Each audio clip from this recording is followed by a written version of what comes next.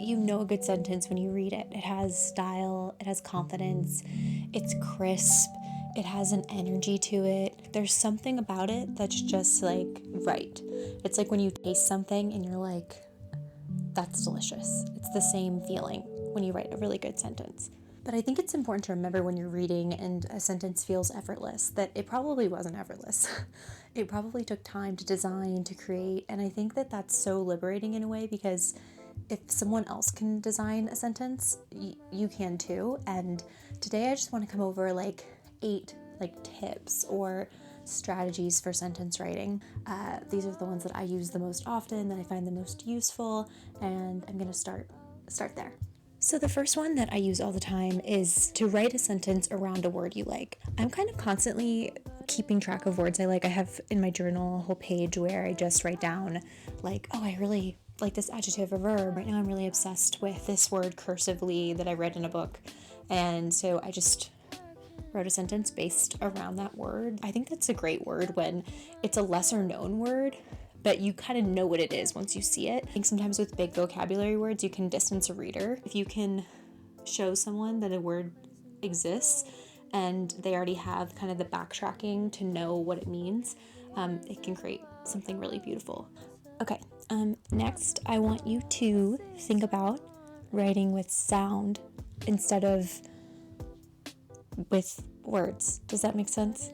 A lot of the sentences we love because they have a rhythm, they have a lyricism, there's something about them that sounds like a song or sounds like when you're walking down the street and you hear like a bunch of different noises at once and you're having just like a very human experience. I have pulled some examples here of things that people on Reddit thought were like the most beautiful sentences they've read, which I think is just interesting. We have the last sentence of The Great Gatsby. So we beat on boats against the current, borne back ceaselessly into the past. I think there you have him really like playing with bees. Beat on boats, borne back. It's got those bees in it. That like repetitive sound that's just like so pleasing to the ear. You see this a lot of time with like ch sounds, and it's just like there's something about it that just like never gets old. Also, this one by Sylvia Plath. In each little part of the sentence, each clause, there's like an energy in each clause. So I felt very still and very empty. It's like its own thing. It's already really nice because very still, very empty mirror each other. It's like just a very nice little package there. And then the way the eye of a tornado must feel. The way the eye has such a nice, again, repetition to it. 3 letters, the way, eye, almost a rhyme, but not quite. And then moving dully along in the middle of the surrounding hullabaloo. Hullabaloo is just a great word. Speaking of just like the last tip of just building a sentence around a word you like, I think that's like exhibit A right there. Like, I hope she just saw the word hullabaloo. It was like, I'm gonna get there in a sentence. Next, I want to talk about one of my favorite little tricks, which is actually a trick I learned in my MFA program. One of my teachers taught it to me. Basically, all you do is you find a sentence that you like in a book that you like. It could even be in a book you don't like. You go ahead and break down that sentence as though you were in like middle school grammar. Object, verb, direct object, adverb. Find how that sentence is operating, and then you're going to try to make your own sentence in that format. The thing with this is that when you start it, I think it's useful to follow it really exactly, but then by the end of the sentence, you might decide you want to kind of steer off and do your own thing, and that's fine. So I just picked this Julia Armfield sentence that's really great. It's from Our Wives Under the Sea, which is one of my favorite books. It's so good. And she says, to know the ocean, I have always felt, is to recognize the teeth it keeps half hidden. When you break that down, it's something like, to blank the blank, I have always felt, is to blank the blank it blanks. So it's a little silly, but you'll see what I made out of it. I don't love this sentence, but it's just an example. But I wrote, to love the mountains, I have always felt, is to sense the heights your soul can reach, which is like a little cheesy and kind of dumb, but you get the point. This is just a way to realize how much diversity there is in a sentence. In time, I think that comes a little bit more naturally. Like you start to when you're reading, your brain's kind of filtering through things it likes and like packing them away for later when you're writing.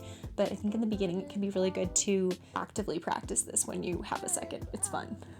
All right, this one's really important. I think this is like a lesser talked about thing with sentences, but I think a lot of times the reason a sentence works is because it works in context of the paragraph it's in, almost like it's one organ of the paragraph, and it's like the heart, but it needs all the other organs to function. One of the great examples of this, it goes, "Then I wanted to see an octopus.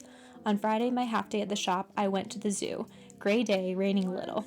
When in by the north gate past the owls, Bubbo this and Bubbo that, each one sitting in its bar with wet feathers and implacable eyes, over the bridge past the aviary towering, high against the sky, a huge pointy steel mesh thing of gables and angles full of strange cries and dark flappings. There were little shrill children eating things. There was steam coming up in the rain from 3 square plates in the paving at the end of the bridge. 2 girls and a boy bathed their bare legs in it. The tunnel on the other side of the bridge was echoing with children, copies of cave paintings on the wall of the tunnel.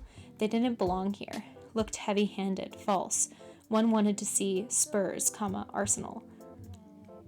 So I think that this paragraph's like almost cheating because like all these sentences are really beautiful, but I think that the best sentence in it is, "Over the bridge past the aviary towering high against the sky, a huge pointy steel mesh thing of gables and angles full of strange cries and dark flappings."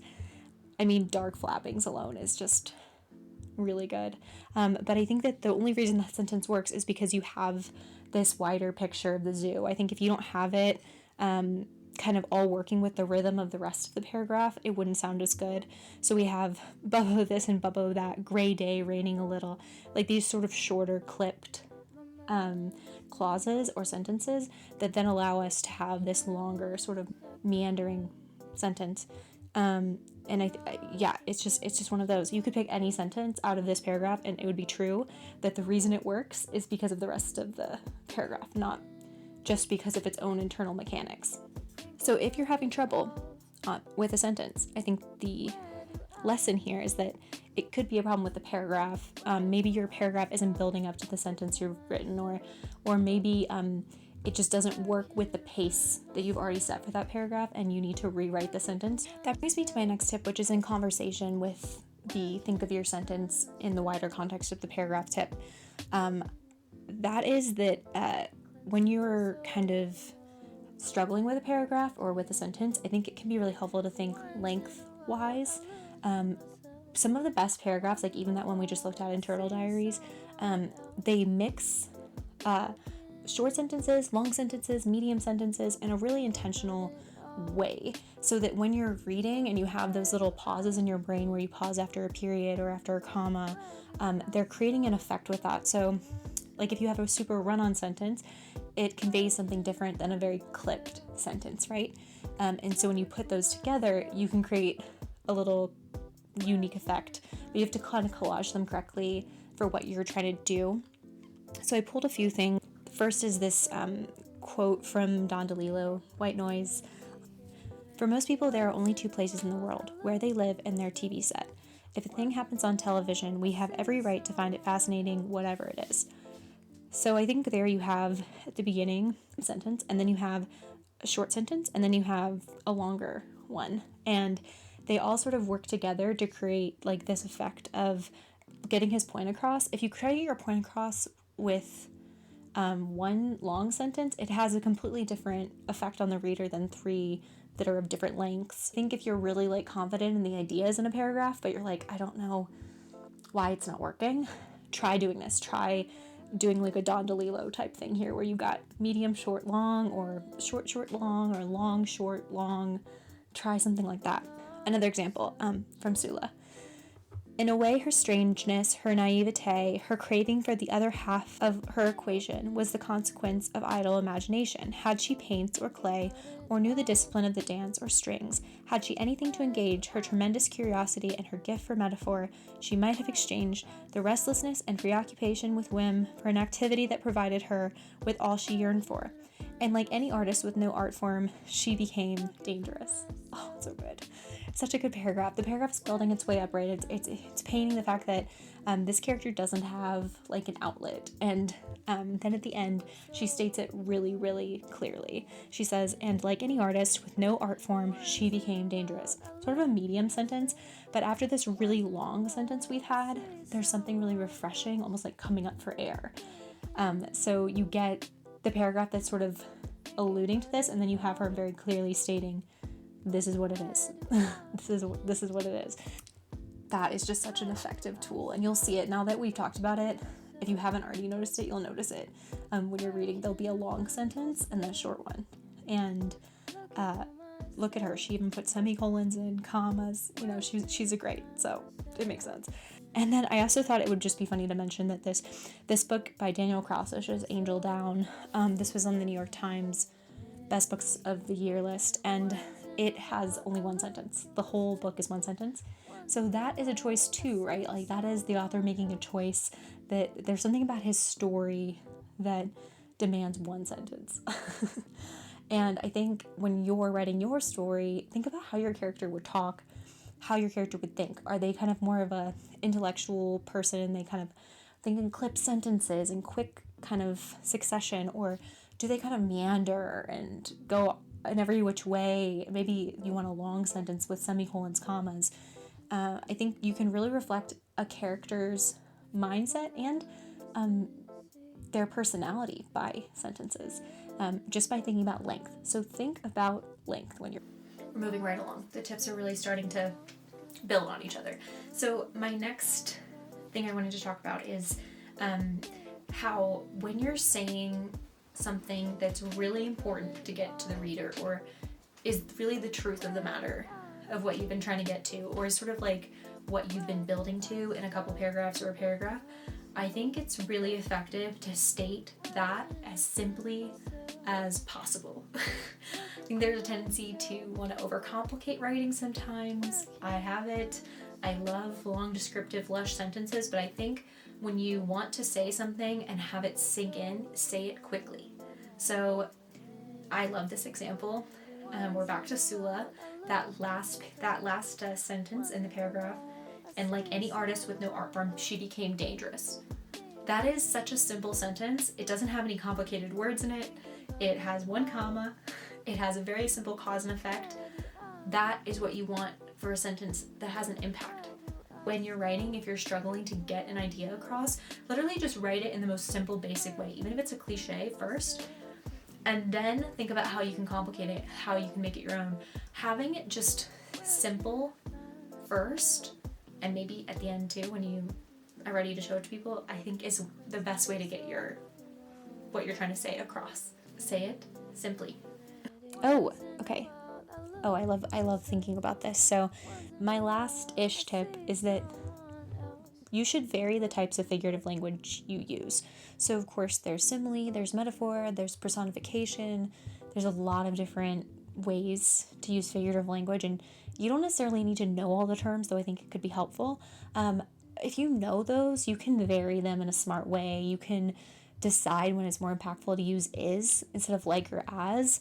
And I just pulled a few examples here. So the first one is a Lydia Yuknovich quote from Chronology of Water. If you guys haven't read that, you have to read it. It's so good. It's really underrated, even though I think Kristen Stewart just made a movie of it. It's still weirdly underrated book. My skin took on a yellowish pale color, and the blue veins in my own hands looked as if I'd colored them with one of my father's architectural felt-tipped markers.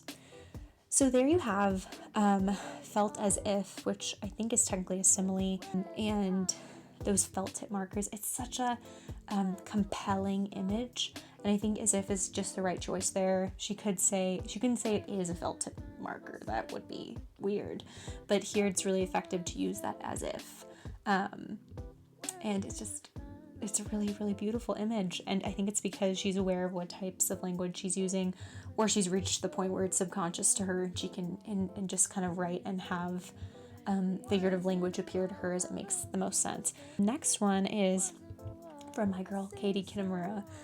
It had been worst at the height of summer, when the temperatures had been very high and the smell so heavy you could barely breathe.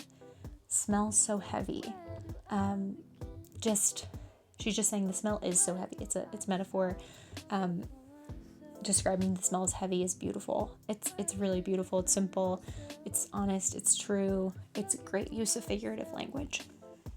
And then the last one I picked is warmth was seeping into the world now, the low mist catching the rays of the sun and cupping the heat within it. So the mist obviously can't cup anything, but you get that just beautiful image of hands cupping.